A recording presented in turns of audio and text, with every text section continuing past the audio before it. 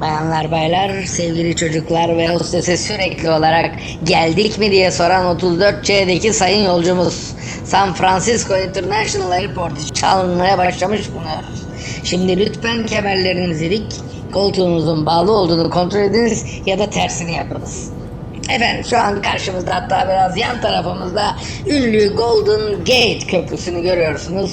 San Francisco'yu Sausalito bölgesine bağlayan, işte solda orası. Bu köprünün uzunluğu 2700 metre yerden yüksekliği ise 230 metre civarındadır. Köprünün yapımı sırasında onlarca kişi ölmüş, sağ kalan işçiler ise Cehennemin Yaşayan Ölüleri adlı derneği kurmuşlardır. Bu da bir fantazi olsa gerek. Evet, biraz ileride denizin ortasında meşhur Alcatraz hapishanesinin olduğu adayı görüyorsunuz. 1963'e kadar en azılı mahkumların kaldığı bu hapishaneden kaçmanın imkansız olduğu söylense de 23 kişi denemiş, 18'i ölmüş, 3'ü kaybolmuş, sadece 2 kişi buradan kaçarak kurtulmayı başarmıştır. Hapishaneyi şöyle ziyaret ettikten sonra dönüyoruz San Francisco'nun kalbine doğru. Evet, kalbine doğru dönüyoruz derken kalbi neresi? Tabii ki Fisherman's Wharf. Wharf bildiğiniz böyle köpek havlaması gibi çıksa da Wharf iskele demek.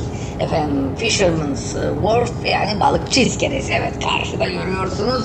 Bu iskeleden hem Sausalito bölgesine hem de Alcatraz'a feribotlar kalkar. Restoranlar vardır, kafeler vardır. Bir anlamda şehrin sayfiyesidir. Burada ayrıca da hiçbir yere gitmeyeceksiniz. Sizin gibi güneşi görünce yayılan deniz aslanları orada oynaşırlar böyle. Bunları izleyin ama bazen pek bir azıyorlar. Çocuklarınıza izlettirmeseniz iyi olur. Artı 18. Evet, uzanıp giden altımızda cadde sola doğru Columbus Avenue. Bunun sağ tarafında filmlerde de görmüşsünüzdür. Sağa sola kıvrılarak giden bir dar yol. Lombard Street var. Onu tabi göremedik. Yüksekte nasıl göreceğiz? Biraz ileride de Financial District bölgesine doğru gidiyorsunuz. Evet, ben bile zor söylüyorum. Financial District.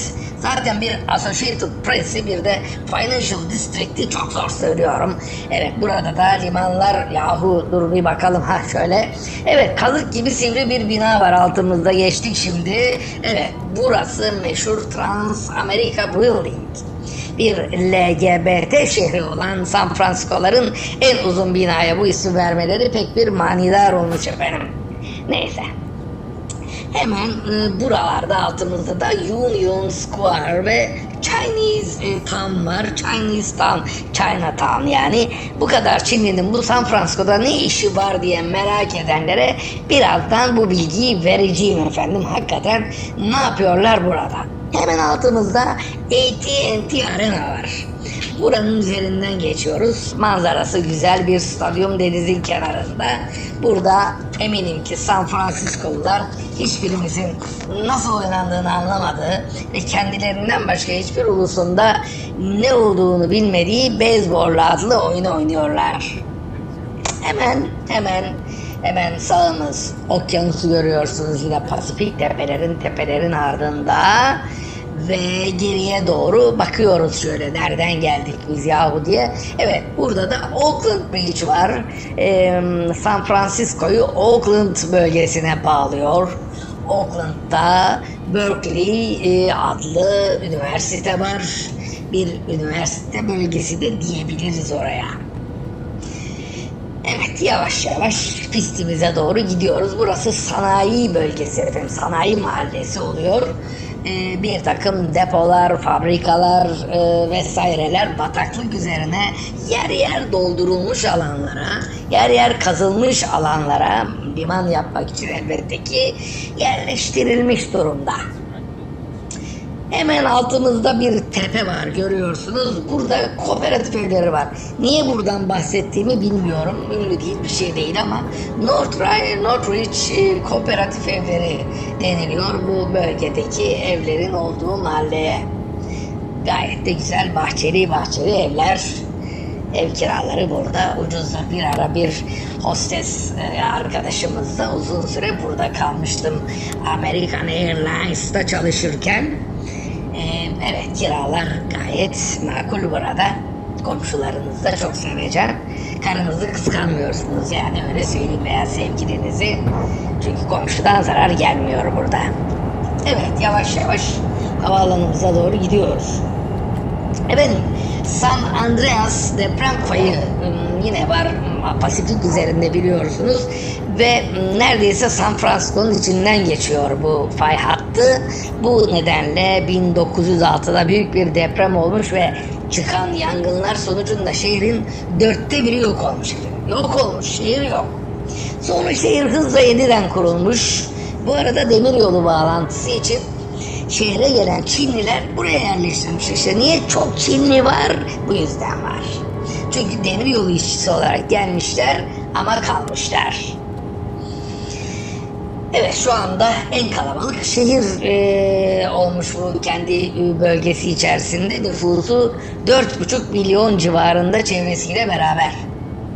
İnişli, kalkışlı sokakları var, böyle yokuş yokuş. Yani arabalar vın diye atlar da böyle bir süre havada kaldıktan sonra zank diye yere çöker. İşte o sokaklar, filmlerde gördüğünüz o sokaklar San Francisco'dadır.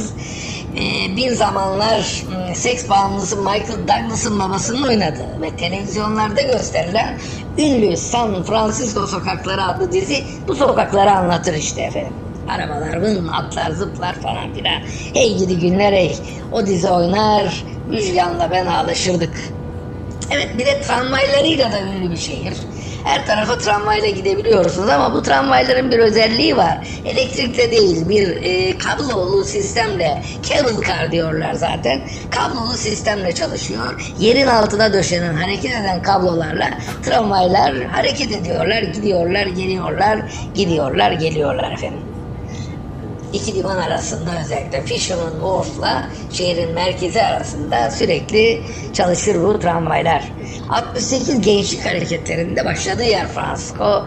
Çok özgürlükçü bir şehir. Zaten ilk gay mahallesi de burada kurulmuş yıllar önce. Evet, şimdi havaalanını yavaş yavaş karşılıyoruz efendim. Dünyanın en güzel havaalanlarından biridir San Francisco Havaalanı. Denize doğru uzanmış 4 adet pist vardır. Rüzgar yönüne doğru hangisini beğenirseniz inersiniz. Biz az önce kuleye sorduk. Biz nereye inerim diye. Nereye inersen Ali Kaptan, sana her yol mübah sana dediler ve evet, bana 19L pistini gösterdiler. 19L yani 190 derece left taraftaki piste ineceğiz efendim. Left taraf diyorum artık ben de. Alıştım bu şeylere. Sol taraf, yani sol taraftaki piste birazdan ineceğiz. Evet, gördüğünüz gibi çok büyük bir havaalanı. Buradan Pasifik uçuşları yapılıyor daha çok fazla San Francisco'dan. Japonya, Çin, Hawaii, Alaska uçuşlarının olduğu yer. Evet, denize doğru uzanan ışık kulelerini görüyorsunuz. Biz de piste yavaş yavaş geliyoruz. Flaplarımızı ayarladık. Gazımızı makul miktarda geri çektik. Fazla yakmasın. Zaten kilometrede çok yakıyor bu uçaklar.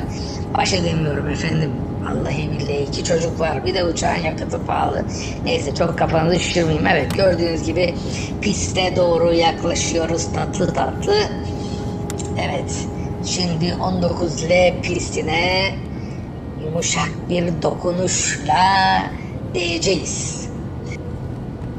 19'le geldik, piste tekerimizi koyduk. Efendim, 34C'deki yolcuya geldik artık diyebilirsiniz sevgili hostes hanımlar. San Francisco yolculuğu için bizi, yani Chick and Wings hava yollarını tercih ettiğiniz için teşekkür eder. Bir sonraki yolculukta da birlikte olmayı dileriz. Şen ve esen kalınız.